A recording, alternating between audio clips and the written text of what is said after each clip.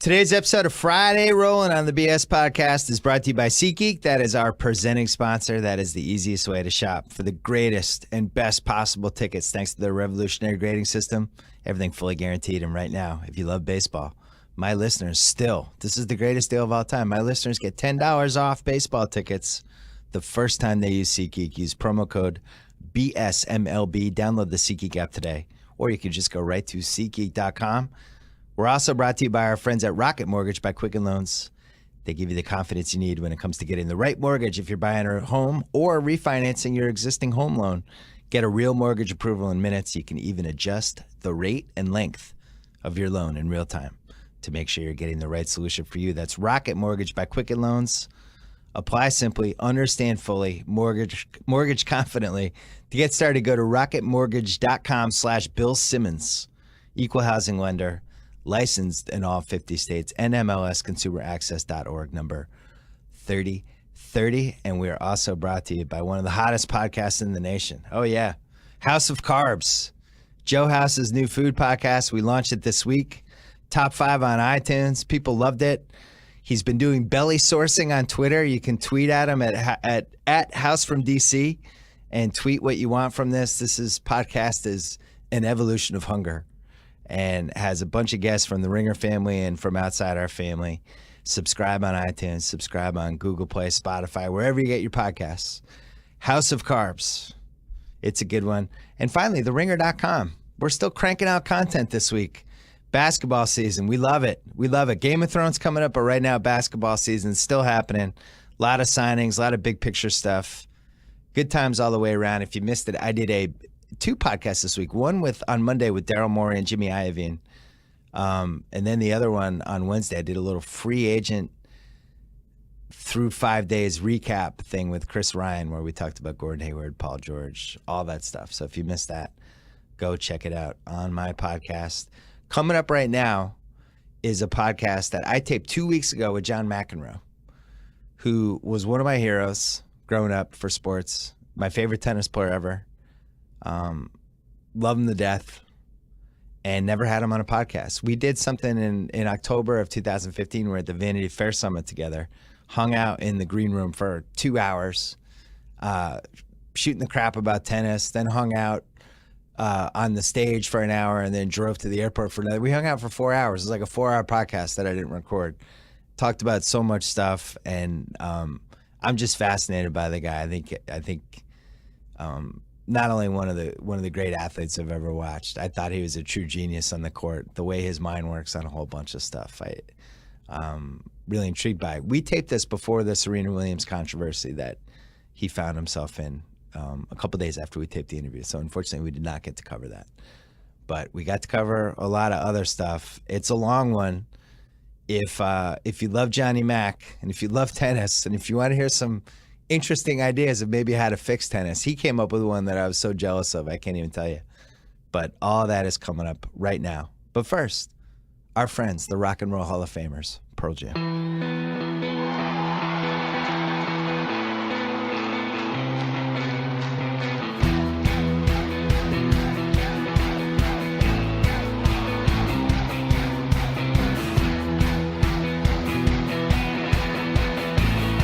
We're taping this sometime in June, late June. So if anything happens in tennis between now and when we run this, I apologize. I don't think what can happen. Somebody might pull a hamstring. Someone would get hurt. Yeah, a couple people would bail pull out. Calf. That probably will happen to one of the top 10 contenders in the men's or women's or both, but hopefully not. Yeah, well, hopefully not. John McEnroe, you've never been on this somehow. No, we've never done a podcast together. We did like a 4-hour podcast that wasn't taped when we were at the Vanity Fair Summit a while ago. We just talked the whole time. Yeah, that was fun. It was it was an unrecorded version of a whole bunch of things. It was amazing. You know, it was amazing. You'll never one hear of the most unforgettable moments of your life. You're one of my sports heroes growing up. Not to kiss your butt, but it's true. I loved watching you. Yeah, it was great. And it was a delight to meet you and talk to you and we had some fun that weekend. Yeah, it was a good couple of days, and then it just all vanished. Then we fell apart. Yeah, I don't know what happened. You're in New York. You need to be near, the failing Knicks, and And I have all a your great teams. mix of being able to spend some time in Malibu, which I love, in LA, but I am a New Yorker at heart, obviously. So Yeah. I get that the pain that you mentioned is getting excruciating, but with most of the teams that I'm into right now, but I can't explain it. I couldn't, in my wildest dreams, have thought that it would get to this low, this bad with the Knicks. I mean, I could do this bad a job. It actually would have been fun if you ran them for 3 years. I don't know if it would have been much different. It might even I been think better. that we would have done better. But I mean, I thought initially that made sense, that the Zen master would sort of pull it together. But Yeah. I don't know. I mean, for a guy who is obviously got a lot of interesting things to say over the years and inspired some people and done a great job coaching, I don't get what's happened. He's lost it. Or I don't know. I wish I knew.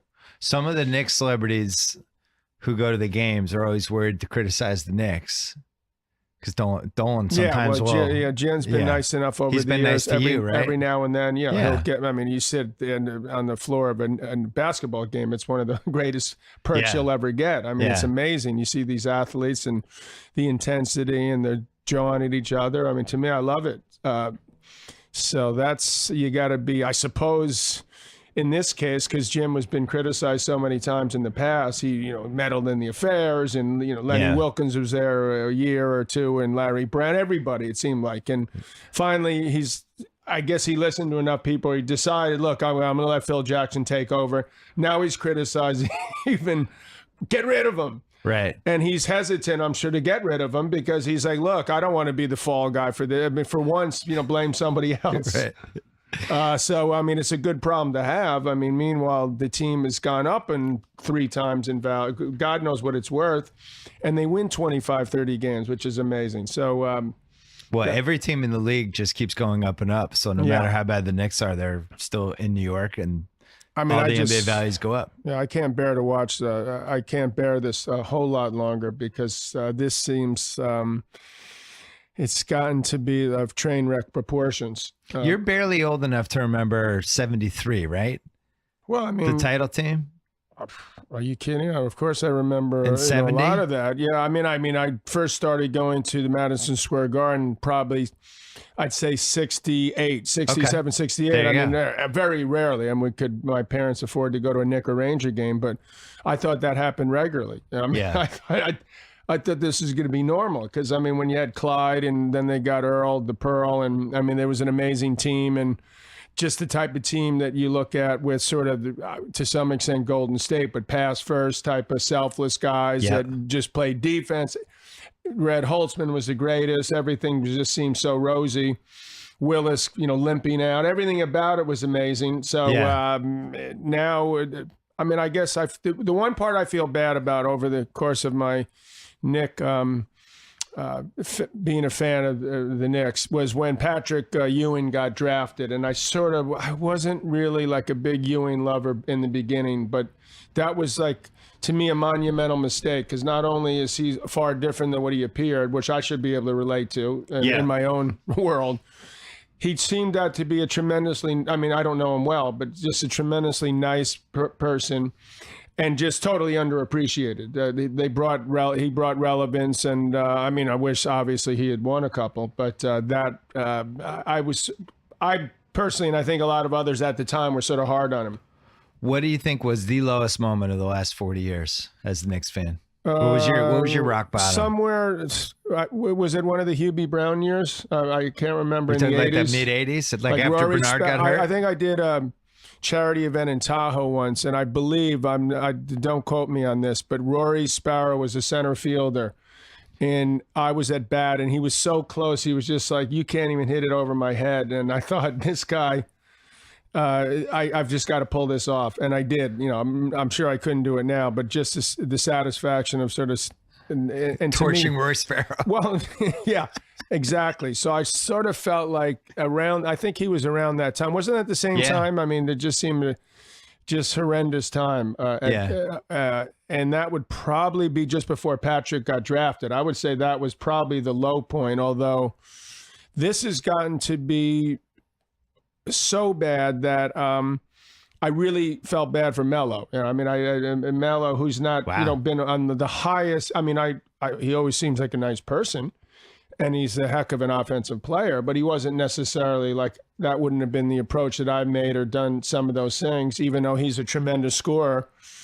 But then when the way that Phil's tried to sort of, the way it's been handled just seems so bad that I made a point a couple of times of just saying to him, look, I feel that this is just totally one of the few times where I was close, and maybe before a game starts, not like he's calling me, hey John, how's it going? But just to be like, look, I just disagree with this. You don't deserve this. I mean, you can be criticized because you don't play enough defense, or you haven't made the guys around you good enough, but you shouldn't be criticized for sort of, he's been a pro, and I think pretty much what you saw before is what you were going to get. And that's what he's given him. And it sparked some excitement for a while, but he's gotten too much of the blame. He'll have one last run on a good team, I feel like. I don't know what that team is or what year it'll be. If he's willing to leave the Knicks, I mean, he better start thinking about it soon. Yeah, seriously. Basketball, going to a basketball game, especially with good seats, and going to, let's say, Wimbledon, and you're close. I feel like those are the two most naked sports. The athletes right there. You can read their expressions. You can really feed off them. You really almost feel like you have a feel for what they're actually like as a human being, which is unfair and not true, right?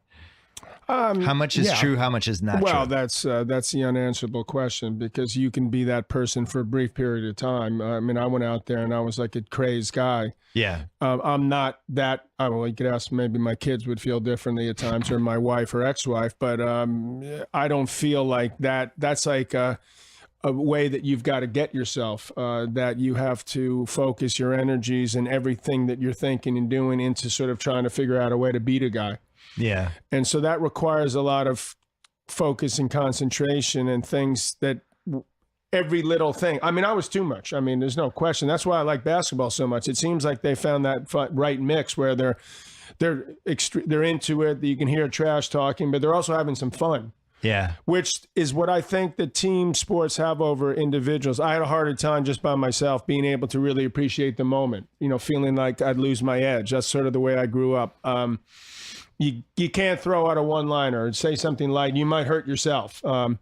So that was probably, for me personally, my biggest regret while I played. That Connors was able to do that, which really infuriated me. He'd tell someone to blank themselves, and then the next thing you know, he'd sort of have his arm around the same guy, and he'd sort of go, "Oh, that's I guess that's what you want, huh?" And they'd be laughing. I go, "How the hell does he do that?" And we'd play at the Open, and somehow it'd be. He's the New Yorker. I go, wait a second. He grew up in East St. Louis. I grew up in Douglas and Queens. And how the hell are they putting in the New York Times or any of these papers? He's like the real New Yorker. So that drove me crazy. But I respected him for it. I got to say that he was able to do that. And I respect, I guess with Federer, for example, the thing that I look at with Roger is that he loves it so much. That's the part that truly, the one thing, if I envy something, I wish I was able to sort of love's like being the center of attention at a match and everything that goes with it. Well, I mean, I don't think any of us dislike that, but it's just everything about it. And he loves the practicing, he loves the traveling, he loves the press conferences. He obviously loves, who doesn't want to go to the center court of Wimbledon? Yeah. But, I mean, he'd shrug off losses a lot easier to me. I mean, to me, as I got older, they stuck with me longer. I didn't learn from them. That was what really hurt me, I think, in my career. And the guy's got 4 kids, and I'm thinking I couldn't juggle 1, 2, 3. And I'm trying to figure out how to juggle the kids and be a good husband and be a good parent, and failing like I'm doing a miserable job in a way. And then on top of that, my tennis is going down. So it's like everything seemed to be going in exactly the opposite way that I wanted it to go. And yet here he is, where he's now 35, and he did one of the most miraculous things that I've ever seen in a sport or tennis, to be able to win at Australia the way he did and come from behind in the 5th set against Nadal, who was like the craziest competitor that makes Connors look like maybe he's tried harder than Connors, which I thought was impossible. So those parts of it, I sort of wish I had but that wouldn't have made you though. No, I don't. I think I could have been me and been a little bit more smelled the roses a little better. Yeah. I mean, almost like one of the reasons why I wrote the book, in a way, is it's sort of cathartic in a way, but sort of evaluating yourself as a person as you get older, post 50, reinvent, whatever you want to call it, to get like, look, I mean, don't look at, I mean, in the beginning of the book, I talk about my match that I lost to Lendl in the '84 French, which, you know, to this day sort of haunts me in a way. And I do, when I go to the French every year, I have these like a nightmare basically where I relive it almost. And it just, I mean, it drives me crazy in a way. But I think that each year has gone by, I feel like I handle it a little better. And people have those same things in their own lives. You know, it doesn't have to be the match per se. But it's like, what type of example am I setting to anyone, and especially myself, if I'm thinking about, I should have done that instead of, hey, I did do a lot of things. Yeah. So I feel in a way almost like tennis more, which is sort of sad now. I like getting out there, and I feel like, oh, God, I'm real close. I think I can maybe do something. Back. Well, not come back, like but just feel like I can still play. You know, yeah, not best of 5.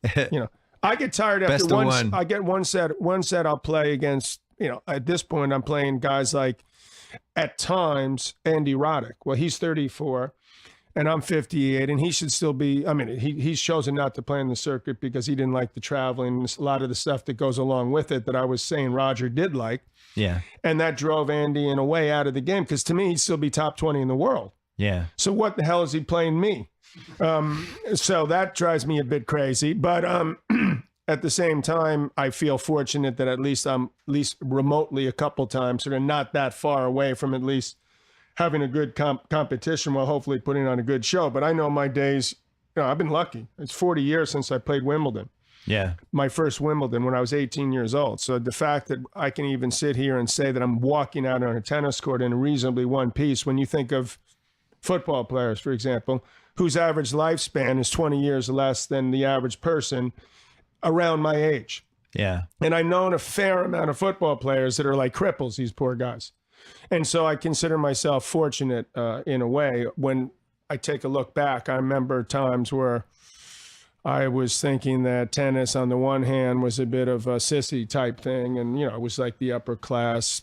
I mean, everyone looks at it that way. Obviously, golf and tennis. I was like, golf, are you kidding? They don't even run in golf. I mean, Jesus. So classy. Not that it's not the toughest game, like way tougher than tennis. It's crazy. I mean, it's an insane game.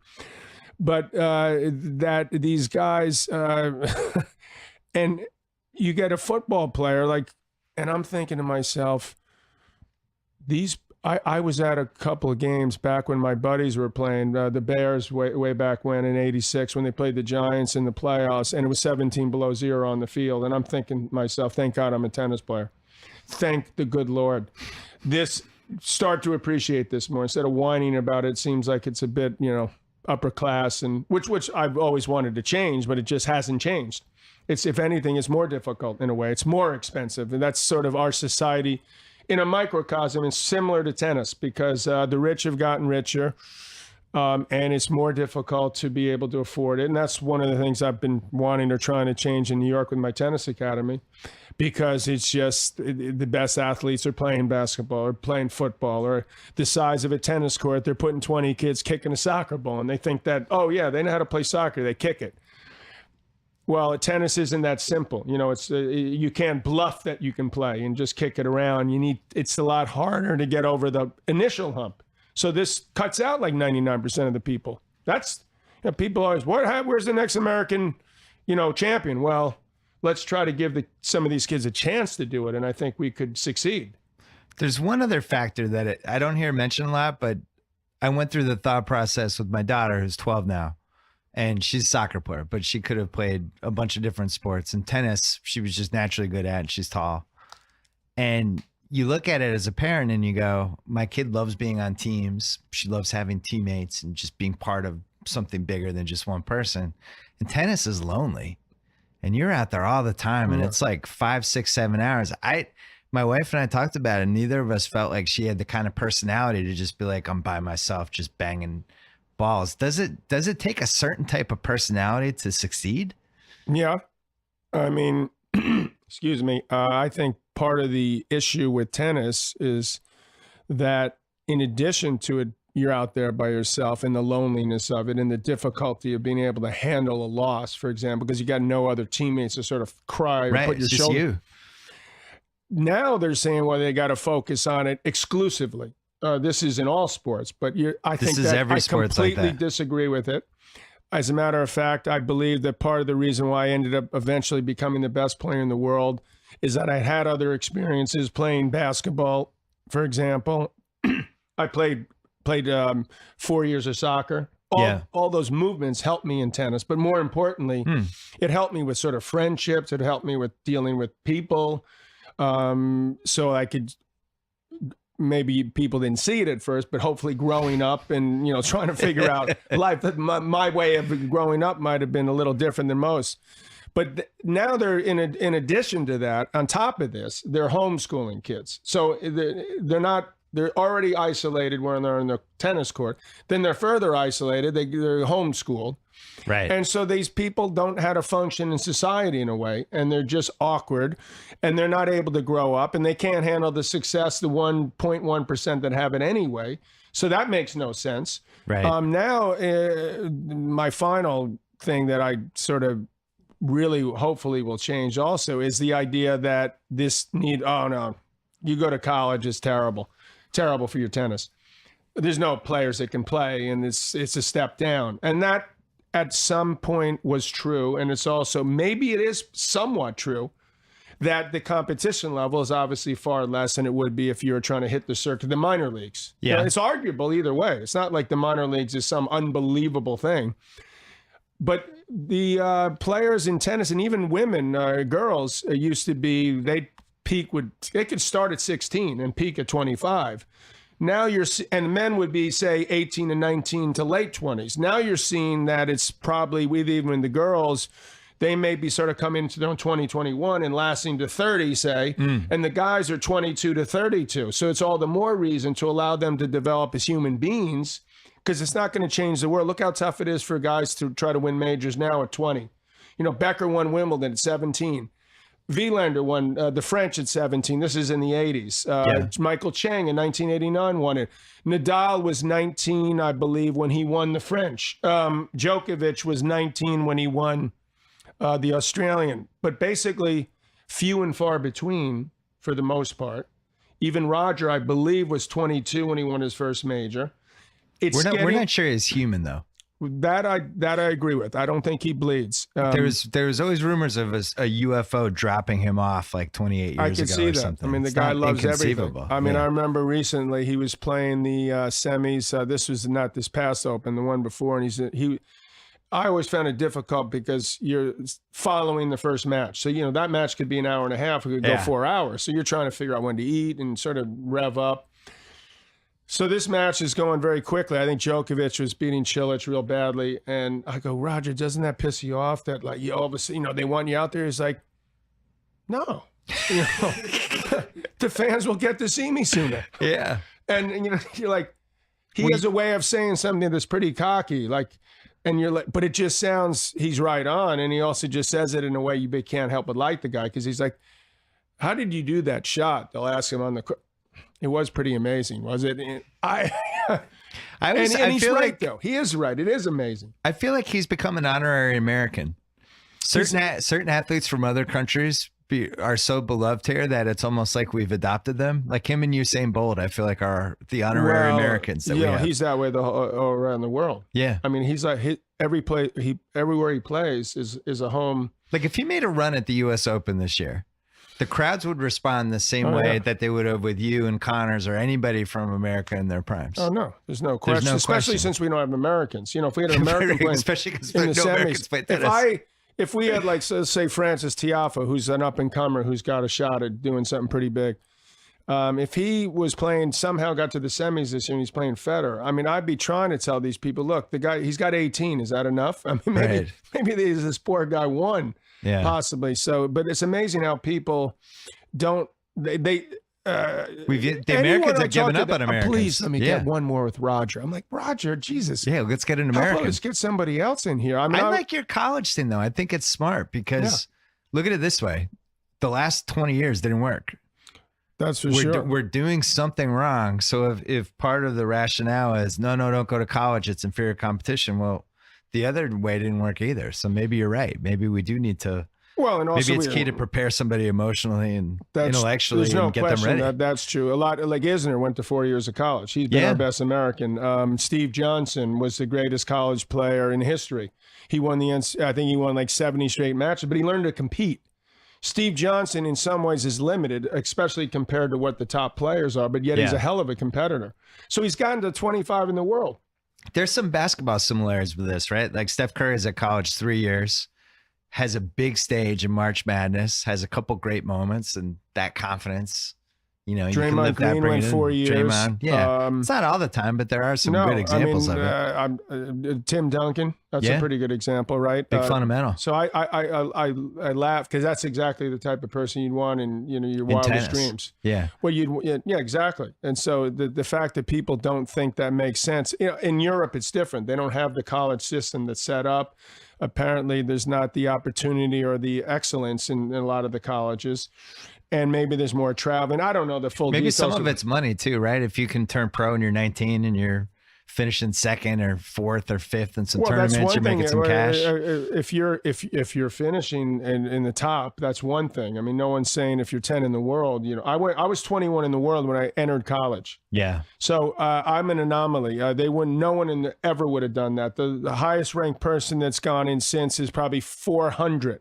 Right. So, but that turned out to be one of the best decisions I ever made because it allowed me sort of time to gather myself and to prepare for what the rigors of the tour would be. I mean, a lot of them are great, but you have to sort of prepare for the constant traveling and you're in all different parts of the world. And also because I had reached a pretty high ranking already, I was sort of hunted in college. So that was good preparation to how it would be when I was on the pros. Everyone yelling at me and screaming, "You're a bum." Yeah. What was the first tournament when you made a splash? When people were like, "Oh no, this guy, tennis's new bad boy." Wimbledon. That was like 1977. Okay, I was gonna guess 78, but 77. No, it was my first Wimbledon. I sort of came from nowhere and the big fro. Did you have the fro at that? When did you fully fro out? I just it depended. I always wanted straight hair. Because I looked at a couple of the guys I really looked up to were Vitas and Bjorn. I mean, Vitas's was a little wavier, but Bjorn's had the straight one. And my hair, when it was wet and I was out of the shower and combed it down, was like below my shoulders, but it always froed out, so it drove me crazy. So then I decided after a couple of years of that, of looking like Bozo the Clown or something, right? I better go with the shorter look that's got a natural wave. So that worked a little better. The 77 Wimbledon. Were they mean to you? Were they like, who the hell is this guy? They didn't know me, so it was great. The first year was such a crazy time in London with sort of the whole punk scene was happening. Oh, yeah. And it was freaky there. I thought, I was like, they think I'm not weird?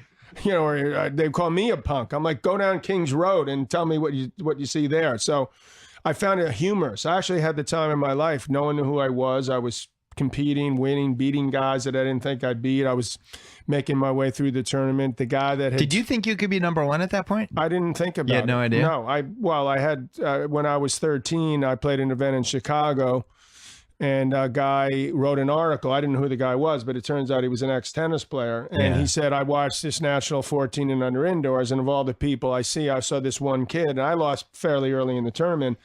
I predict in 5 to 7 years, he's going to be number one in the world. So that threw me for a loop a little bit. So I did have a couple, and then Harry Hopman, who was an inspiration. Could you get girls from that article or no? No. Okay. Not even 21 in the world at Stanford. Still wasn't working. I thought that was going to I was like, all right, now I got it made. And then I thought, oh my God, they don't care at all. Yeah. So I got to get it to at least top 5. If not higher. So when did that start? Like 78, 79? It didn't take too long, but by the end, I went to college for a year. I turned pro in May of 78. By the end of 78, I had reached the top.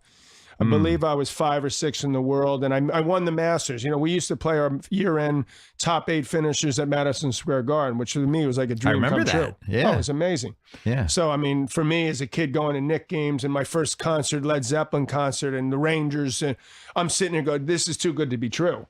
There's 19,000 people when I go out and play Borg at Madison Square Garden or Connors. The first time I beat Connors after losing to him 4 times in a row was at the Garden. He quit on me when I was a setting 3-love up, and I just was like, that's too bad. You just quit because you were going to lose.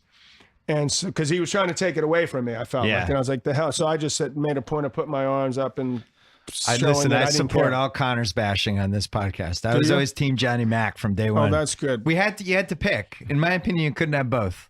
And then when you guys, when you had lulls in your career in the mid 80s and you became the older guys, you felt bad for both of us. No, I just gradually kind of accepted of Connors. Well, because that Lendl ruined tennis. He's a lot older than me. So, I mean, he had a tremendous career. And I respected Connors. I didn't like him, but I respected him. Nah, because come on. he gave a. Don't even give him respect. He was like Pete Rose. You know, I thought him and Pete Rose were twins. Yeah. Somehow they're the exact same person. Played terrible the exact bowl same haircut. Way. Terrible ball haircut. Just so intense. It was just beyond belief. Right. You know, just when Pete Rose ran over that poor guy in the All-Star game. And then that's how Connors was. He just felt He was relentless. Well, for you, it's frustrating because you were like a genius. The ceiling of your best game was just going to be better than Connors. But he was always going to be calm. It was infuriating to him. But he tried. Well, it's infuriating to you if you lost. Yeah. Well, I mean, he was, of all the guys I played against, I don't think there's ever been a guy, maybe Chang was close. And, I've seen a couple other guys that bring that all out. The Nadal is the modern day Connors.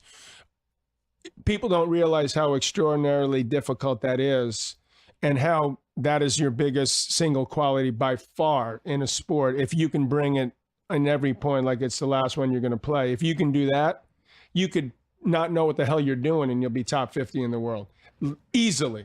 That's why Julio Cesar Chavez at his peak, I still think was pound for pound the scariest boxer, because he was like Connors. He's just coming. You can't breathe. He's on you. You should have mentioned that to his son before he fought. That was we knew that was gonna be hard. He forgot. His father probably was like, "Oh my God, he's got to be so disappointed." This is the opposite of what I did. Let's go back to '77 though, because that's my favorite year for any city, and it kills me to say it as a Boston fan, but New York in '77, there's just so much going on. And then you throw in London there, you went there where the punk rock scene's just going crazy. But then in New York, you had all the music. You had Saturday Night Live. Yeah. You had the disco scene is taken off. That wasn't my scene. The Yankees and Reggie Jackson. I mean, there's you could go through it for a month, all the things that are going on. And then you're coming out of there too. You know, probably the last local New York. Well, that totally changed. That totally changed my life. I went there as a total nobody. I missed my high school graduation. I didn't go to the prom, but I was sent to Europe to play the French in Wimbledon for the juniors. And the next thing you know, I come back and people knew who I was, and I was like the super brat guy. Yeah. Which surprised me because I was amazed people even knew that I was playing. You didn't get that it would translate. I mean, now people listening probably, what are you talking about? You can find out anything in 2 seconds. Yeah. But in those days, it just, how the hell did they? Because I thought they were just these sort of writers in England. They were sort of starting to get on me. It was only at the very end when I played in the quarterfinals, which is my first sort of the second biggest stadium in Wimbledon. And I got upset, and the first time I ever questioned the call, and people were actually watching and saw me get upset. And so I thought it was funny when they first were booing me. I thought, why are they booing me? I mean, I don't get it. I'm the one that's just lost a set. I pissed at myself, and I try to snap my racket. And then it just all exploded from there. Nothing was ever the same after that for me. Hey, let's take a quick break to talk about Squarespace. Oh, yeah. One of our longest sponsors here on the BS podcast. We've had these guys forever. Whatever your next big idea might be, count on Squarespace to help you create an eye-catching online platform that brings it to life. Whether you need a portfolio to showcase your work, a store to sell your products or services, or a blog to share your ideas, Squarespace gives you everything you need to look like an expert right from the start. Even get a unique domain which strengthens your brand. I can't speak, and makes it easier for visitors to find you. Joe House has one. He has his website's either called House Eats or housefromdc.com. I think it's called houseeats.com. But that's even more relevant now that he's a podcast star. Squarespace's award-winning templates help you create a beautiful website. It's a simple and intuitive process. Nothing to install, patch, or upgrade ever. And Squarespace's award-winning 24/7 customer support can help you with any problem. It's not 23/7, it's 24/7. No matter how technical or trivial seeming, think of them as your own IT department. Now I see the word IT and I think of Isaiah Thomas. So we might have to, I think he gets ownership of IT. I think we need a new word for IT department. Anyway, start your free trial today at squarespace.com. Enter offer code BS to get 10% off your first purchase. If you purchase an annual plan, you get a free domain. Oh yeah. That's offer code BS for 10% off your first purchase on squarespace.com. Back to the one and only John McEnroe. What's frustrating for me as a diehard Johnny Mac fan, the tantrums became part, like in the first sentence of when people talked about you as a tennis player. And I was always like, that should be like second, third, fourth paragraph, whatever. Yeah, people got mad. There's a couple things, but it was like, I've just never seen anyone play tennis like you, you know? And I think there's a very small, sorry to blow a lot of smoke up your butt here. I need you as my publicist. I know, but it's just like, I've never had one, but I feel like you got any free time the next. Cool, but it's like, you know, Tiger is the same thing. Like, it's not just that we lost Tiger and this is sad what's happening to him, but it was like, I've never seen anybody play golf like him. Yeah. You know, and it's like, I think all of us have been trying to replace it since he left. All these guys are great. All this next wave about Dustin Johnson, and you go through, but it's like, all I know is when Tiger was playing golf and he was on, I was watching. There was nothing else I wanted to do on the planet other than watch him play golf.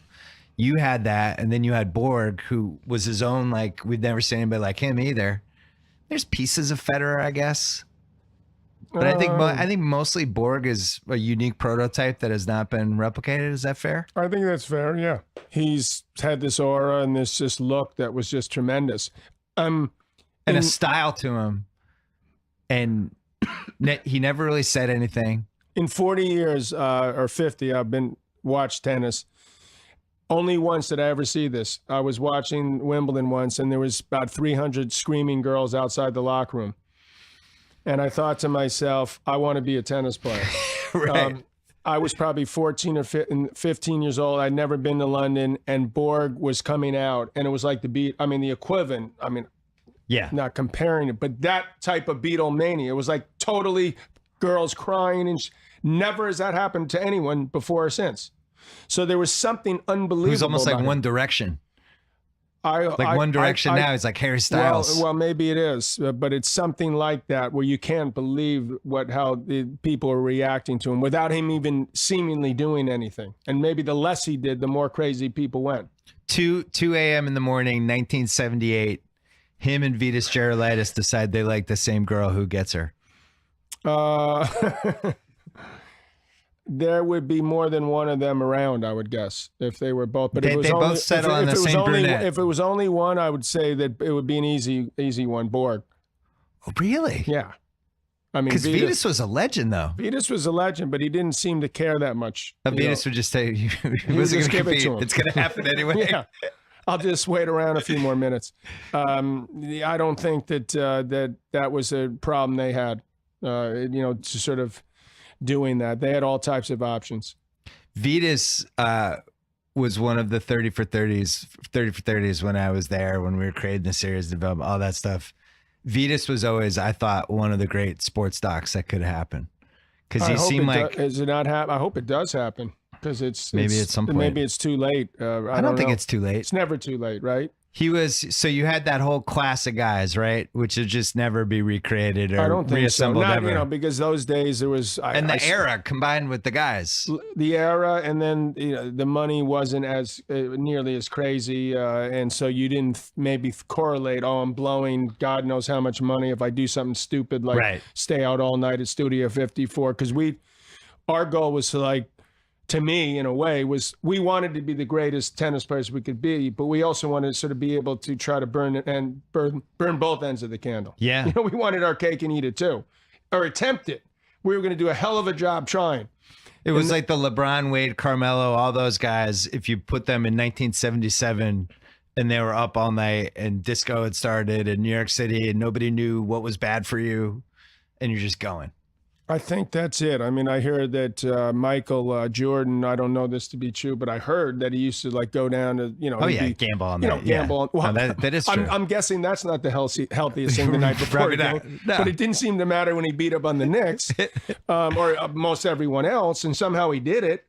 But I think that would be it would even seem 20 years later that would be tougher to pull off, or too many people are around or taking your pictures, and they'd be like, how dare, like when, what's his name? Beckham did it right with the Giants. It was like it feels like the stupidest thing ever. You go rent a boat in Miami, although that maybe doesn't have one iota what has to do with the game. But then you go to Green Bay where it's 7 degrees, and then you wonder why you dropped 3 balls. And you're thinking, well, they're going to blame it on the fact that you went there. If you caught them, no one would have said a word. Yeah. So if you do it, you better back it up. Chicken egg thing. That was too bad, because I think I was like, oh God, he's gonna have a bad game, and they're just gonna be on him.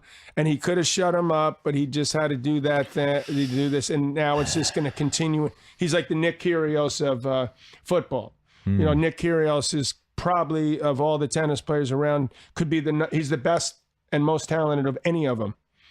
Unbelievable talent, but they forget the mental part is the self-destructiveness is. I know, it's not like I don't know something about this, and so you try to tell these guys in a way. Look, I mean, this is just this. You're going down the wrong path here, and you try to say it in a nice way, or you try to be truthful. Like, I don't want to be a commentator where I'm like BSing.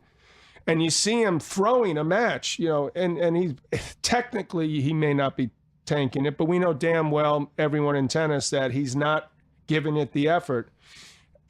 That's the one thing I can't watch when I commentate, is like people not giving it that effort. You always call it out. I don't like that. I can understand having bad days, and I can understand you freeze in front of people. All types of things happen that you don't want to happen. You prepare for so long, and then you just lay an egg. It's the worst feeling in the world. But if you don't give an effort, you start to walk away. That is a tremendously bad feeling for yourself, but just a total black eye. Yeah. All right. So late 70s, who's the class of guys? It's you and Borg. Connor's, but he's married a playmate. Younger than me. He's younger. As far as just that group. I just try to stay around this. Are you kidding? Like being around Vitas. I'm just saying, like Vilas to some degree. Oh yeah, Vilas. Nastasi, is he involved there? Around is he hanging out? Yeah, he hangs out. The Mad Hungarian. He's actually Romanian. The Mad Romanian? Yeah. What was his nickname? The Romanian something? No, I think he's just nasty. He called me macaroni. He's the only guy that called me macaroni. And he'd go up to girls, which was, the dumbest thing ever to me. He'd be like, "Are you going to sleep with him or not?" I go, "Do you think maybe possibly we could have a little more tact than that?" I don't want to go crazy here, but do you think maybe that's the wrong thing to say? But he'd say it to every one of them. 9 out of 10 would slap him in the face, and the other 10th would leave with him. The 10th one. So I don't know. But is it a good thing to have like that cluster of great guys, because you're all measuring each other? Like that had to have helped you. Measuring each other off the court? On the court. On the court. And maybe off the court too. Vitas, well, that's what I thought you were saying. Vitas and Bjorn were very good. They were probably the best friends. I looked up to Vitas. He was like the coolest guy in the world to me. He really did seem like the coolest guy. I met him when I was, say, 12, and he was like the coolest guy at the Port Washington Tennis Academy. I go, how does this guy just had everything, it seemed like? I mean, the long hair, he just had the charisma, the girls, played, he was the best, never seemed to get tired, unbelievably fit. It's like, wow, I got to try to somehow get to the point where I'm somewhere like around him, or get close to him. And I mean, to his credit, he didn't have to do this, because we were both from Queens, and then the first Open we ever played, either one of us, that we got to the finals, we played each other, and I beat him pretty handily. And it's sort of, I was 20, he was 24, so that was a tough one for him to take, I'm assuming. God rest his soul. Yeah. And later on, he says, "What are you doing? You want to come with me, basically, to Studio 54 or whatever it was?" And I'm like thinking to myself, yes, because I know whatever he's doing is going to be has set up, it's going to be a whole lot better than what I had set up, which was not very much. So but here's where I just lost him he lost to me in the finals of the U.S. Open. So most guys aren't going around and hanging around each other. So always felt like he almost was more important that he be your friend than sort of beat you, even though he never beat Borg. He made the greatest line ever when he beat Connors. No one beats Vitas Gerulaitis 17 times in a row, which is what he said, which has got to be the greatest line ever at Madison Square Garden. And then with me, he won. He had a better record, but not a good record. He had a couple wins, but it almost seemed like that was so much. And I know he was burning with ambition also, but it didn't seem quite as much as some of the other guys. But I felt lucky because I sort of walked into where tennis was sort of exploding in the late 70s and into the 80s, and it was a magical time. It was a lot like boxing. When boxing has those clusters where like all of a sudden you have Hagler and Leonard and Hearns and all these guys, or in the heavyweights in the 70s with Ali and Frazier and everybody. It's like boxing. Boxing right now, it's been people barely talk about it, and we have the two greatest players that ever lived playing right now, Nadal and Federer, and we're not getting much exposure. And people. So do you think that's because of longevity they're the greatest players ever, or because they're playing at the highest level ever, or both? Well, both, but I mean, they obviously have equipment that if we played with that equipment, we would have played differently also. Yeah. We look like we're in slow motion. What about, what kind of sneakers were you wearing? wearing? Watching the old NFL compared to... What sneakers were you wearing in 79? They couldn't have been that healthy. Yeah, actually, no. I mean, but these cushions, I'm not convinced the things that have cushions. We're both wearing like Converse, which is owned by Nike. I believe those are Converse, but they look like them. And those to me is some of the greatest sneakers ever, most comfortable. And that was more or less the equivalent of what we used to play in, just like basketball players used to play in those. And sometimes I like that feeling of being sort of low to the ground and feeling the ground. When you got in the air, I twist my ankle more often and got in some trouble, even though your body starts to get crickety and older and you're like, oh, this is great. We got a little cushion. But I'm not. That's why clay is great. Well, clay is good in that way. I mean, it blows in plenty of other ways. Yeah. Like you can't move on it the way you can move. Like you can't go out and stop and start. Like on I look at these basketball guys and I think, God, they're so lucky. I do sort of not resent it, but I wish we had it where we had indoor majors and it would be 70 degrees and perfect, go give those give and goes or those alley-oops where you're slipping the first step, you slip on the clay. Like they just picture what they're doing, play on clay. Yeah.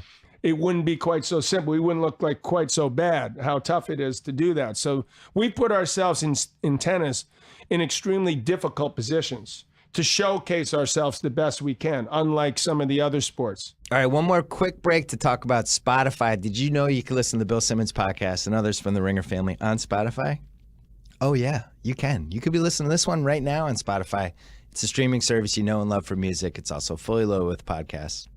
Find us in the podcast section within the Browse tab when you're using Spotify on mobile or just by searching for the Bill Simmons podcast, which is this one. While you're there, click to follow us to have our new episodes delivered right into your Spotify library. Head to spotify.com/podcast for more. That's spotify.com/podcast. Since we're here, I want to talk about two of our newest podcasts. House of Carbs, hosted by Joe House. Food, a celebration of food, eating, the love of food. I think everything you want to know about this podcast is in the first episode. House talking to Bon Appetit's Adam Rappaport, who mentions his ideas for how to make caprese salad a little better. And as he says caprese salad, House goes, oh, and just lets out this great groan. And it's all authentic. The guy loves eating. He loves food. He loves talking about food. That's what the podcast is. It goes in a bunch of different directions. I highly recommend it. And it's not as artsy-fartsy as some of these food podcasts. You're going to get a breakdown of whether it's okay to put barbecue sauce on a cheeseburger and things like that. It is for the food lovers, the food connoisseurs, and people who just like eating food. In the first one, they actually, Juliet and him talk about this new Sonic burger that has a lot of mushrooms in it, and they break that down. But that's the kind of stuff you're going to get in this one, so that's good. And then Against All Odds with Cousin Sal, even though it's the off-season, no football, they've really stepped up their games and had a 5-minute breakdown of who would win a fight between Mr. Miyagi and John Rambo. That is among my favorite 5 minutes we've ever had on a podcast. Amazingly, 3 of them took Miyagi as an underdog and laid out reasons why and treated it very seriously. Good stuff all the way around. But listen to those two. If you love gambling, you love food, I would recommend Against All Odds. And I would recommend House of Carbs. And you can listen to those on Spotify to bring it full circle. All right, back to the one, the only, John McEnroe. I didn't want to throw a bunch of tennis. I want to go back to the 80s in a second, but I didn't want to forget this idea. I think there should be a doubles major. A doubles major. I think part of the problem with sports just in general is that we just get stuck on the way we did it 40 years ago and we never try to innovate and go. And I think the NBA schedule is a good example of that, right? Why is it 82 games? Because they decided in 1970 it was 82 games. Doesn't mean it should be 82 games now. It should probably be like 70. But like with tennis, I really like doubles. I think it's fascinating. You were probably the best of all time at it. You were just great at it. And it was fun watching you play doubles. I think it would be fun watching other people play doubles. And at the majors, it's an afterthought. And it's this thing you also do. And should you keep that? Oh, yeah, I'm going to play doubles. And Serena, it's like in her spare time, she's winning the doubles title. I would like to see an actual doubles major that would almost be like how we're doing with this Olympics 3-on-3 basketball thing, which will be a disaster the first year. But then by 2028, I think it'll actually be pretty cool once they actually. That's in the Olympics? It's in the Olympics, yeah. But with tennis, play half the court. I could maybe still come back. If they had 2 weeks and it was like, here's the tennis, it's going to be doubles. We're going to put it in this awesome location. There's a lot of prize money at stake. It's not going to happen. So you don't think that works? Never. I'm not saying I don't use the word never very often because I think that once you say it, it's you're proving that. Then you're opening the door. Well, not only that, it's just very rarely is it, my kids you never are nice. You always do that. No, neither one of those. Okay. So I think doubles is on life support. I watch it now and I'm like, are you kidding? Well, so let's talk about that. How do you improve doubles and make it so that it's something? Because I think that's probably the Bryan brothers complaining right now. Hey, why are you bad-mouthing doubles? I'm the guy that loved doubles, and somehow I'm the bad guy for doubles. But you're the reason why I'm not going to give up on this idea yet, because not only is doubles fun to watch if it's done correctly, but the camaraderie of it is what I like, and that's what tennis is missing. Tennis is so individual, you versus me. I actually like the thought of, I like when the Williams sisters play doubles together. I like it also. I just don't think that it's visually at this point the way they play it. It's just sort of wham bam, thank you, man, swinging for the fences. People out there playing like they're on the singles court. The strategy of it's changed. So what was it when you were doing it? What was the strategy? Well, I mean, there would be more of a sort of a build. You chip to the guy, or hit a low return. He builds up. Maybe a guy poaches. Maybe he doesn't. Now they just swing as hard as they can at everything. End it on the serve. And to just go for a winner on the return. Every rally is sort of guys stand an inch from the net because generally they don't know how to volley. So the way to counteract that is stand very close to the net and just start moving one way or the other. The other guy stands back. It's like chickens with their heads cut off. All right. I'm giving up. No. No, you ruined it. I don't want it now. No, forget it. Well, I'm out. Good. What if we use wooden rackets? Wooden rackets. I think the cat's out of the bag on that one. On the wooden rack? All right. So doubles is dead. Doubles is what they should do, which they let them, since people like yourself like doubles, and I don't dislike doubles. I liked doubles. I find it to be distracting to what we need to do to take the game to another level. I would eliminate people that don't know the sport of tennis. They come on and there's two people playing singles, and they have the doubles alleys, which aren't used. Why the hell are they even there? Yeah. Why not just have the court they actually use, for God's sakes, and maybe put people like VIPs or people around the court closer, which we used to do at the Open, like family and friends. But, Jack Nicholson would come and he'd have this seat, and that's inspiring, just like it was for the Lakers in the 80s or whoever it is. When these, guys come in, this is a great idea. So you're saying you have the umpire on one side and the players. You have the ball boys, umpires, obviously. You don't need umpires either in tennis, which is the one sport that would be, if you really want to make the game exciting and really bring back trash talking, you eliminate the umpires. Oh, the self-call. You have players call their own things. The players call it, but you have a challenge. So you could challenge them, and people are like, oh, you cheated, McEnroe, you did it again. And it would bring this whole element. It will never happen. It will never happen. So, I shouldn't have said never. So my wife plays a ton of tennis. And they call their own stuff. And once every 3 weeks she comes back Slady today. I ended up getting kind of in a fight at the, you know, in this whole story, and there's bad blood after. And you're right. It would be fantastic if that was the Australian Open finals. And, you know, Federer and Nadal are coming to blows. It would be amazing. It would be amazing. You could have the challenges, right? You could have challenges that would allow you to go back and challenge what you thought the guy was cheating you. And you could convince yourself that the guy was cheating you. Yeah.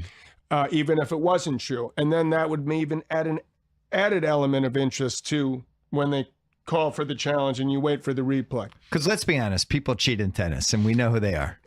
There's some people who just can't help themselves. They cheat. You know, people are always, you know, I would throw myself into this category where you sort of take the rules, you know, where you can take them. They use bathroom breaks as sort of ways to break momentum now. You know, they don't have to go to the bathroom. They'll tell you they did, and you can't prove that they didn't. Right. And, a lot of diarrhea in tennis there. A lot of stuff going on, a lot of injuries that were not, you know, they make it up as they go along, you know, and you can get away with that. And from a sort of the spectacle of it, as a commentator, I look at it, I sort of, sometimes I'm entertained. I'm like, here, this is taking it, this girl who I used to play team tennis with, one of the Chinese girls, she looked like she was going to have a heart attack. It was so hot, and she fell over. Yeah. They put her back, they stopped the match for 10 minutes. I mean, there must be rules that you can't do that. After 10 minutes, she's getting looked at the doctor. She comes back on the court. She looks like, you know, she's going to drop dead. And you're thinking, what is going on here? Don't put her back on this tennis court, whatever you do.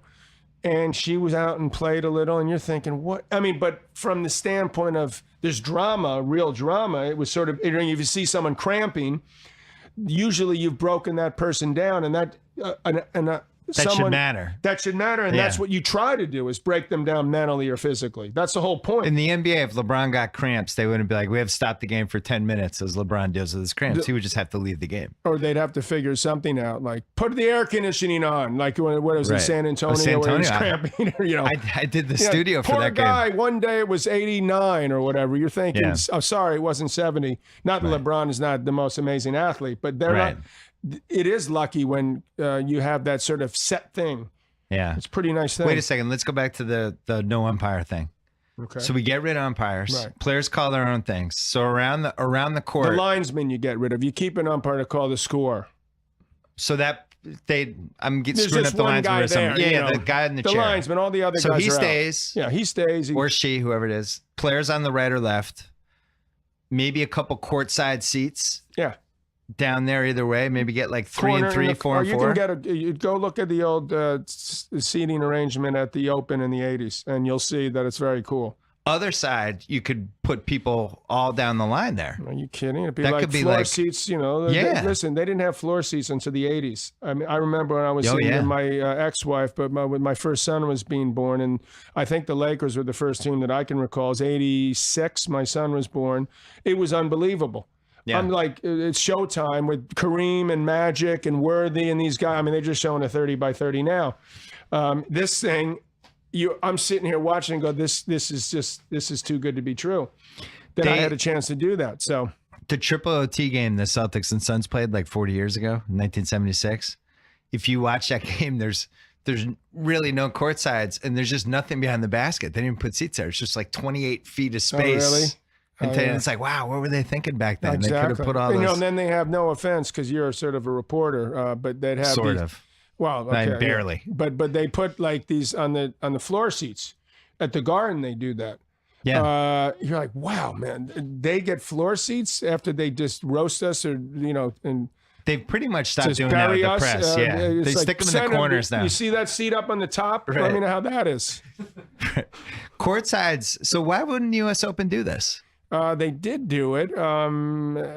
They should do it either way because the U.S. Open court is big. Yeah. Arthur Ashe Stadium's a very big court. So there is room for that either way. I think they should do it, absolutely. And I think there should be a way, especially at the big events, where you could have it where maybe visually for tennis, it's better if you don't have those other lines. Maybe. I don't think we've experimented enough is the point. I agree you mentioned wood rackets. If you look at baseball, these guys, when they're young, they use graphite or whatever materials used. And then when you make it, when and if you ever make it to the pros, or not the pros, even the minors still use it, then you go to wood bats. And that's, to me, is what they should have done in tennis. But now it's too late. The game is just so much faster, and it just, in terms of the economics of it, I don't think it could happen. But it would be interesting to see Roger Federer. My frame was a 78 square inches of wood racket. He's using a 98 square inch frame. That's quite a bigger sweet spot. It allows you to swing harder, make contact easier. These guys haven't made. They didn't have it tough like us in the old days. The nice cushy shoes. And they're like, oh, they're amazing athletes, and they're like, we're total bums. Like, you old farts couldn't, move at all. But Borg was the fastest guy I ever saw on a tennis court to this day. No one I've ever seen is faster than him. I think your generation would have been okay with the advantages that everybody I think has it now. would have been interesting to the idea of, it's the fun part. He's thinking what I would have done. And it was also about getting in someone's head. It wasn't like Connors was coming on the court with me and saying, hey, how you doing? He wasn't exactly real friendly, and I wasn't real friendly to Ivan Lendl. And with Borg and how we got along. Yeah. But for the most part, you're sort of battling and you're trying to get up some sort of anger and sort of hate, bordering on hatred. Well, Lendl was like a robot. I don't even know how you would try to get in his head. He was like barely a human. Yeah, he really was. Like from Rocky IV or something. He was unbelievable. So that was quite a tall order. If I could get him pissed, I knew I'd accomplish something. I'm a little suspicious how these guys are able to play 5.5-hour matches and stuff. Just doesn't seem. Well, I'm suspicious of this isn't the only sport we should be suspicious of. Let's throw that down. As these guys know, I'm suspicious of everybody. It's amazing that certainly they know more than they've ever known, and they certainly have better ways to sort of recover. And what you put into it. I mean, Milos Raonic, who I worked with last year and still trying to, want to help him. He's got these booklets, the detailed booklets of, depending on how long he plays, what exactly the meal he should put in afterwards. I'm like, Milos, it's not about that. Yeah. It's about, you got some fucking cojones, man. Right.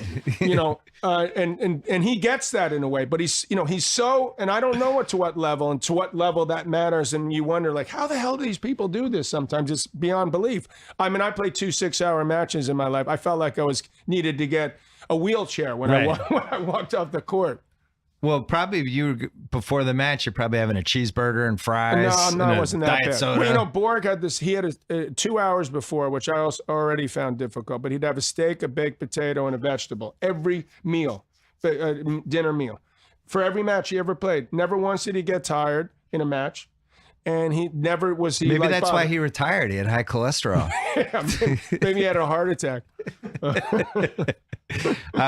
When I spent time with you in 2015, the 2 things I remember more than anything, one is that you brought up that 84 French Open loss to Lendl, and you were going through it point by point, like 31 years later, like, here's where it turned, and then this happened, and like it was on an ESPN Classic, and you were narrating it, only it wasn't on an ESPN Classic. You were tortured by it. Yeah, well, I actually start this book. Yeah, that's why I brought it up, because you said earlier you started the book with it. Well, because it really, it's something that I have to deal with.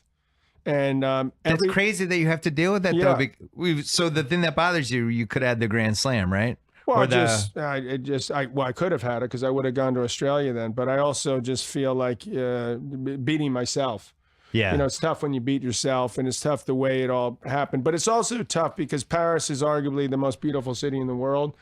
And there's anyone, my wife, or I'm sure any woman alive, and most guys, hey, let's go to Paris. It's every building you look at is just an extraordinary spectacle.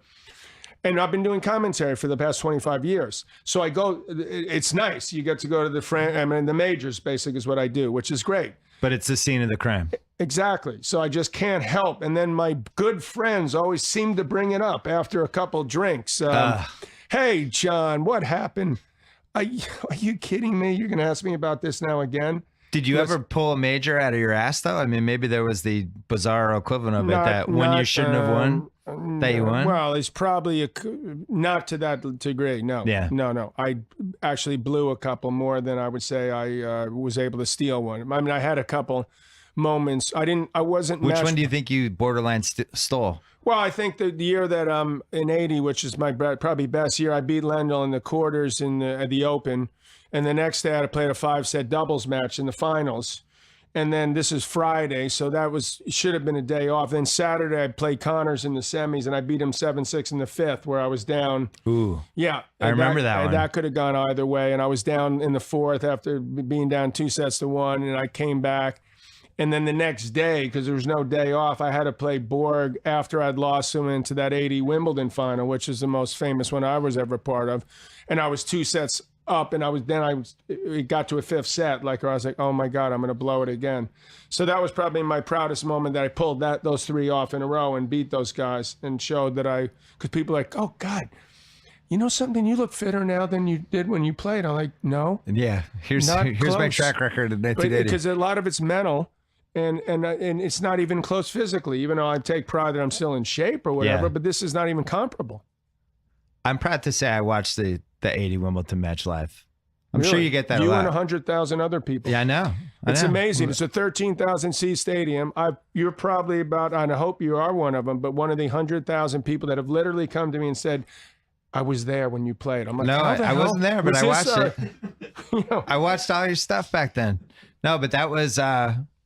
to me, it was like the Fisk home run in the 75 World Series, where we lost the World Series, but we had the Fisk home run, and you lost the match, but you won the fourth set. It was basically the same thing. Yeah, it was amazing that that's obviously one of the few matches, most obvious one, where I knew something was like special going while it was going on. It was just this intensity and energy that was amazing. That I didn't want to ask you about it because it's probably the question you get the most asked, but we had to at least gloss over it. It is, because it's certainly, I mean, it's the match I'm most proud of. Well, it's the greatest match of all time. I didn't write about it much in the second book, because I'd certainly written about it in the first one. But and it's not that I'm not proud of it. I am. And it's not that I'm not. You know, to say that you're part of like one of the best matches in a sport's history is great.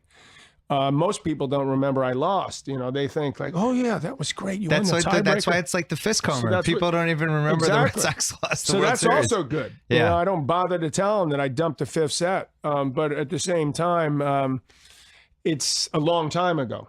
You know, so to me, it's got its own folklore. It's not like I want to go watch it again and say, oh, because you're always like, oh, that tiebreaker was amazing. Well, it's good because you have the documentary now, so it's kind of this. It's got the snapshot now. Well, I had that's the just going to live documentary on. from a few years ago. Then I had this movie that's coming out that I've had nothing to do with. That Shia LaBeouf is starring. I was afraid to ask you about that. Are we okay with this movie? I'm afraid to talk about it. Okay, good. I hope it's good. Okay. I mean, I don't want a movie about me and Bjorn, and I'm pretty sure it's about this match in 1980. I don't know what. How are they going to handle the left-handed thing? Apparently, they did something where somehow they reversed the sort of the way they film it or something. I'm out. I'm out too. Yeah. I don't know how they do it. That sounds horrible. No, well, that they make him, he plays because he's righty. They make it where he's lefty. I don't know how they do that. That's beyond me. Tennis movies have always been just doomed. I'm more concerned about the size of his legs. When I saw him, I'm like, wait a minute, I did have some pretty strong legs, and those look a little spindly. But he supposedly, I know he's crazy, which may be good for this particular role, but he's also supposedly a good actor. I haven't seen a lot of his work, and I never actually have spoken to him yet. And this all sounds terrible. And None of this sounds good. I kept saying to these people, because they want me to sort of get involved and promote it. And I'm like, look, well, first I want to see it, because I want to see if this is a disaster that the other tennis movies have been, a couple of which I was in. Yeah. So I don't want to. Which ones were you in? Wimbledon. I was the commentator. A lot of close, tight shots of Kirsten Dunst over the wide shot of whether she could hit a tennis ball or not. And then they said, like, you really got to express it, and it was like, unbelievable shot. But I go, that's not. I think they really prefer what I sound like. Yeah. And that's good enough. No, let's really ham it up. Yeah. Incredible. So I just like this. Wow. I go, oh my God, I am so bad.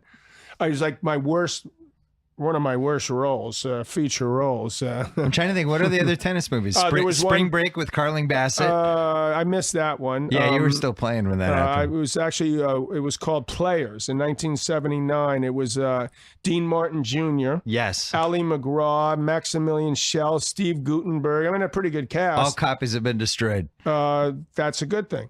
Yeah. That would be, including my cameo was pretty abysmal, even though Bob Evans directed it. Bob Evans. He was the producer of the movie. And Kid that stays in the picture. Yeah. And you probably spent some time at Bob Evans's house in the 80s. Not too much. I was more you were my neighbors. ex-father-in-law. Yeah, but by that time, Ryan was up at Farrah Fawcett, so I didn't see him too much, which probably, as we all know, might not have been the worst. Yeah, probably a good thing. So then when did Borg leave after the 80 Open? 81. 81 Open, yeah. Open. He just walked out, and that was it. He kind of kicked his ass. I felt like that was one of the reasons. Yeah, but it was a mild ass kicking. You could say that things could change in a year. You never know. Like someone gets injured or things happen. Yeah, people have life things, kids. Who knows? They complicate things. There's no reason at 20. He was only 25. Now, if you think Federer at 35, that'd be a scandal now if that happened.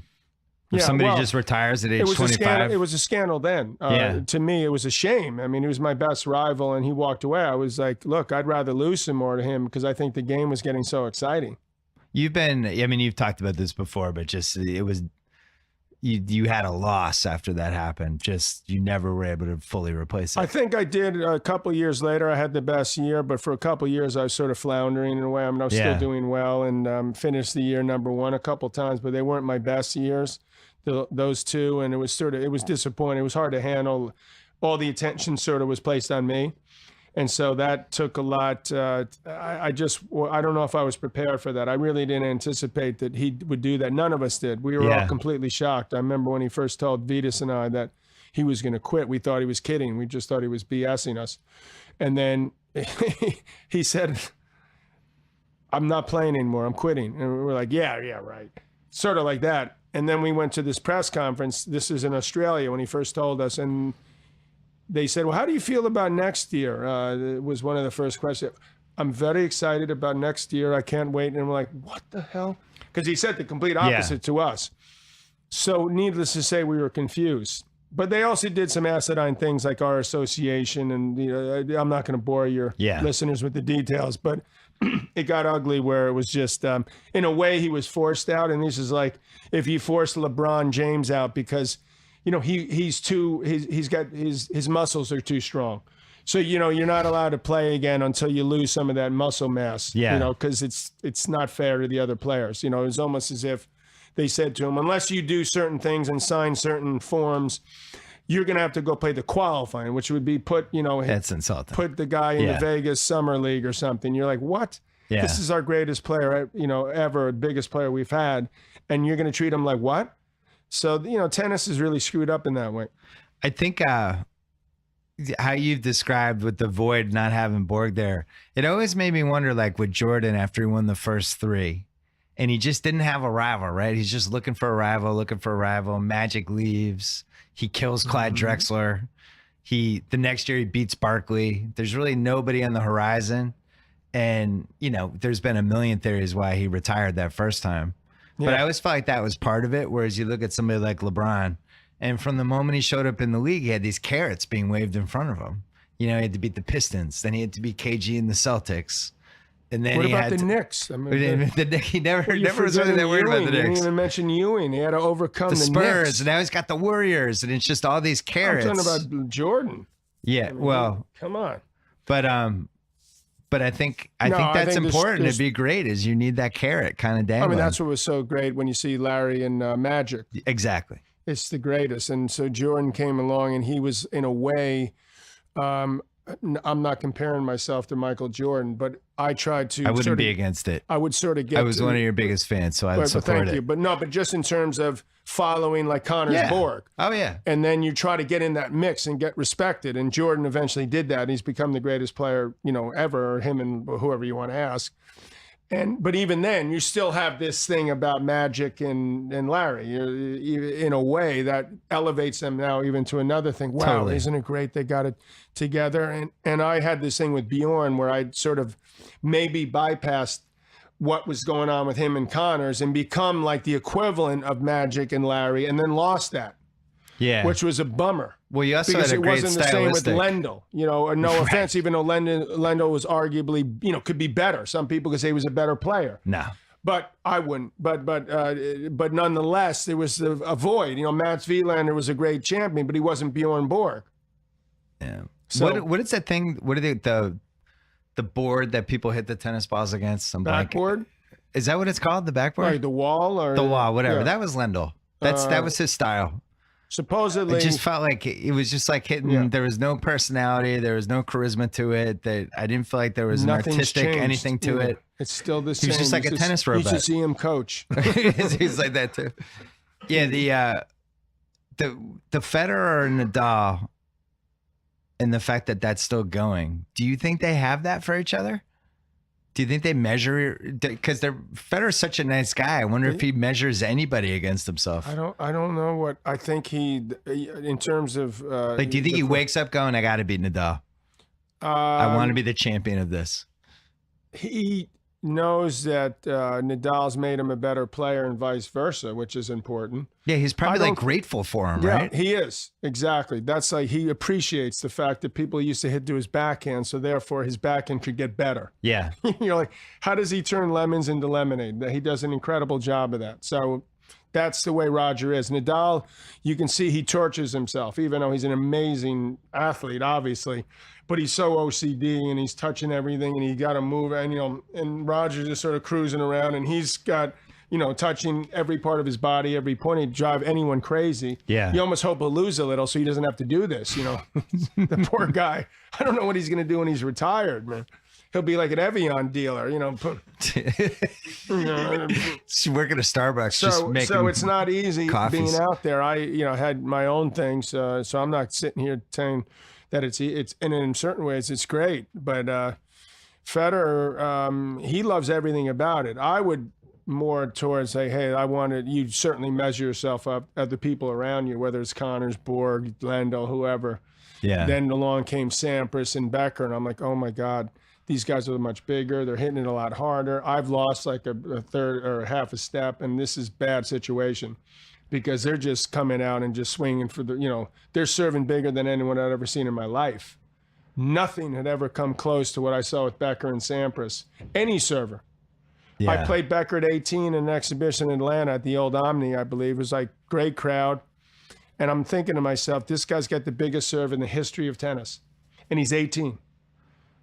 And not only would he ever, he'd be diving and, volley. It's not like, you get the ball back, you've won the point. You still have to deal with, he's got a great forehand or he's willing to dive for volleys, all this other stuff, which was real exciting at the time. I loved watching Boris. I hated playing him. Becker to me is like almost like a Penny Hardaway type in tennis history. I'd say way better than that.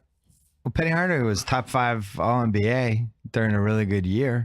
I'm just trying to think of like some basketball. One or 2 years. How many years was Becker? Well, Becker he only was number one very briefly, but he won 6 majors. Oh, that's better than Penny Hardaway. Oh, I don't know. Maybe he's along the lines of it would have to be someone like I wasn't going to say Tim Duncan, but it's going to be somebody who won a title and then got hurt. Someone won more than one title, like numerous titles. A power forward type guy, like Elgin. I don't know how many did Elgin Baylor win. That's too far back, but not Scottie Pippen. He's a little. I'm trying to think because he never gets mentioned at all anymore. Karl Malone type guy, but Karl Malone didn't win anything. Right. Charles Barkley. He always talk about. Because I did a couple of things with Bob Costas, I think we did on the record, or I think that's what it's called. And sometimes, because I'd be on the panel with him and Chris Collinsworth, and I think, well, these guys obviously are great at what they, in their own way, they're great commentators, but they'd be sitting there telling everyone what they want, how to do this or what you need to do. And I'm thinking, did they ever win any? As far as I know, they never won. Either one of them won one. But that shouldn't be because they look, you're some wimpy tennis player or whatever. But to me, it was sort of, you have to be a little bit careful. Even if, obviously in football, you got a lot of other people. And even in basketball. I mean, to me, Barkley got conned by Jordan totally, like that year. Like, 1,000% let's go play agree. golf. And, buddy. And then he fell for it, and he should be sitting there. That's his version of Paris, to me. Yeah. Would be, he's got to live with that the rest of his life, because I think he could have won it, but he just was too busy wanting to be, Michael's buddy. It started with the Dream Team the year before. So it appeared. I mean, I don't know. No, it started the Dream Team. Charles, to me, is obviously really good at what he does, and he's turned out to be a lovable guy.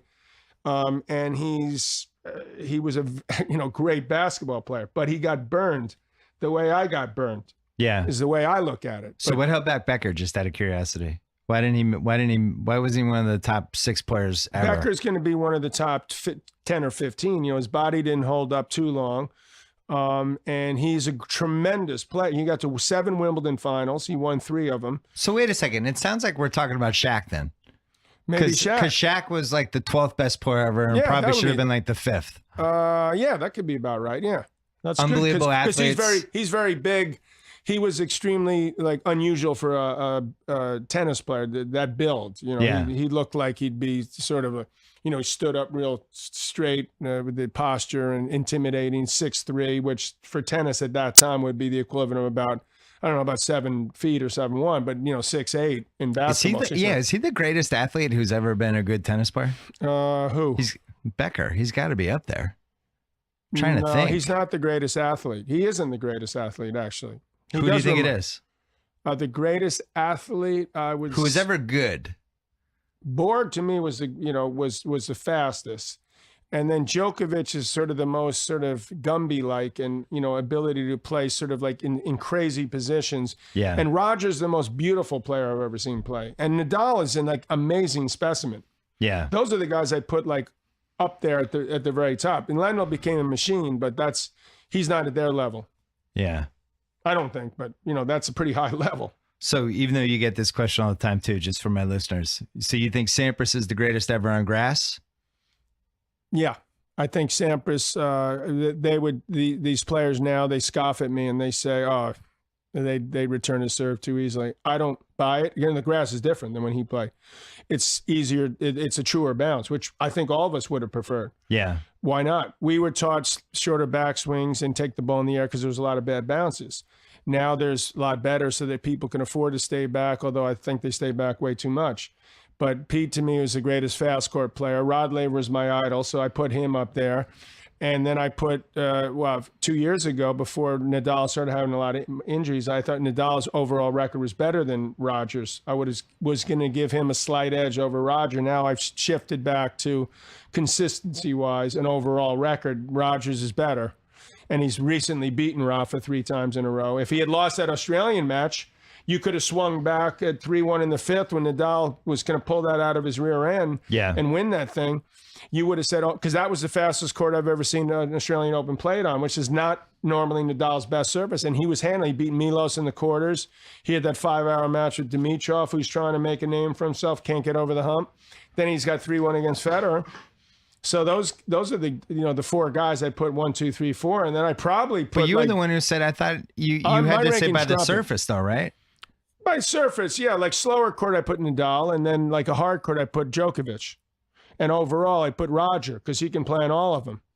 Right. So for year round, you'd go Roger. Now, what if he was like in my basketball book? I did this whole thing about the wine bottle team, where I put together the greatest team, but you had to use the actual year. You can't just be like, I've picked LeBron James. It'd be like, all right, what year LeBron James?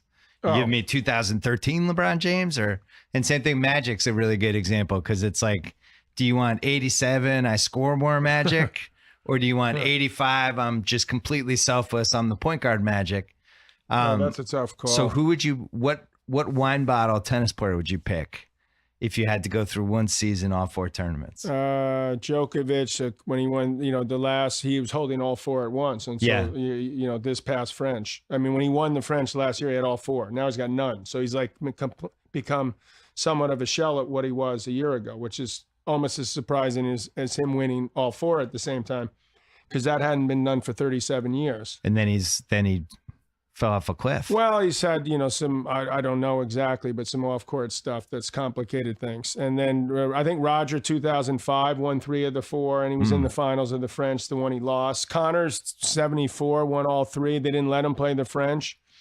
Yeah, screw Connor. I'm not giving Connors time. We don't want to this. give Connors that same forget list. that guy. Then we got Nadal. What was your wine bottle year? Mine would have been the 84 when I won the Wimbledon in the U.S. and I was in the match I lost to the French. Then I would have won all 3 and then gone to. I didn't play the Australian that year. I pulled out, and I didn't play only in the beginning very much. So that would have been I won. I was like 82-3 or something that year, and I believe I should have been 83-2. And then I could, or even better, and I would have gone to Australia and tried to win the Grand Slam, but then it's just screwed it up. So that would be for me. And then I'm trying to think of Nadal's. I mean, it's hard to say with him. Probably 5-6 years ago when he won the Wimbledon, the 2008 Wimbledon final was the best match I'd ever seen. And that year he won the French, and I can't remember what he did at the Open, but I pick him that year because that was an amazing match. He beat Federer 9-7 in the fifth.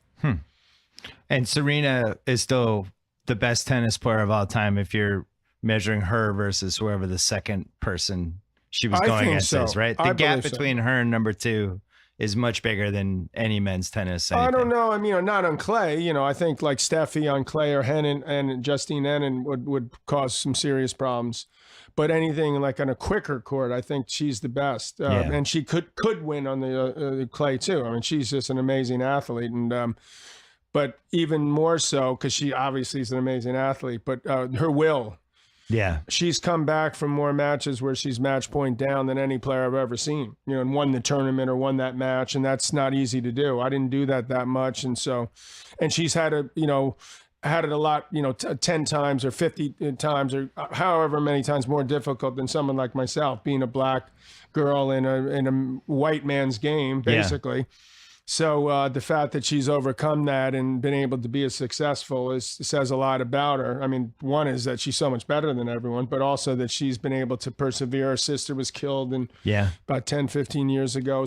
And she had a life-threatening ill. She's had a lot of stuff. Who's the best under 27 tennis player right now, male or female? Under 27? Let's see. Do we have a future A-lister in the mix? There's like the Zverev is this 20-year-old German guy. He's going to be big time. Okay. He's going to win majors. Is that a Wimbledon sleeper pick? No, I don't think he's ready yet. But I wouldn't put it past him in the right set of situations. He was in like the semis. That's what always happens in Wimbledon, though. Somebody, the year we don't think they're ready yet, that's the year they break through, right? They probably said that about you. When's the last time that someone, maybe Leighton Hewitt in 2002, but, if you think about the guys, Federer's won 7, Nadal's won 2, Djokovic has won 2, Murray's won 2.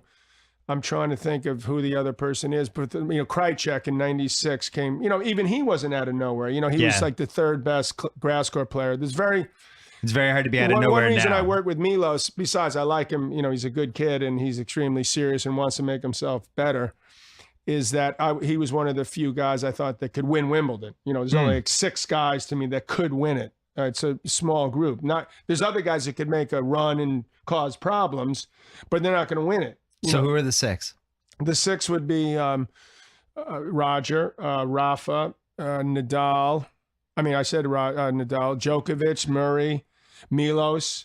I would throw in Kyrgios. Although I don't think mentally, he gets me more. I mean, he's a talent that could do it. I would vote for him more to start an international incident at Wimbledon than actually winning Wimbledon. It's a shame, because we really need him, and but Del Potro is I like him a lot. I'm hoping he's going to have a good sort of couple years because he's had a lot of injury problems. But like I look at Wawrinka, who's won 3 majors, the same as Murray. I don't even though he's like a tremendous player and turned out to be first round Hall of Famer, I don't think he could win Wimbledon.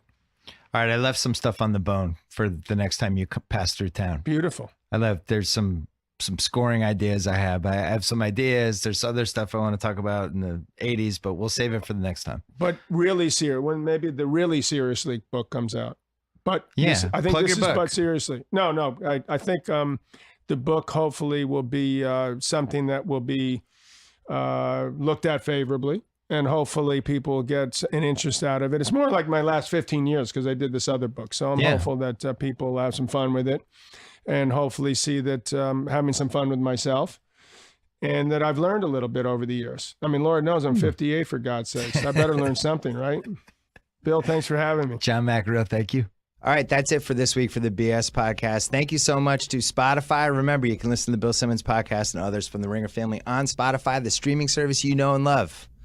And now, it's not just music. It's fully loaded with podcasts. Find us in the podcast section within the Browse tab when you're using Spotify on mobile or just by searching for the Bill Simmons Podcast. Click to follow us to have our new episodes from The Ringer delivered right into your Spotify library. Head to spotify.com/podcast for more. You can get Larry Wilmore.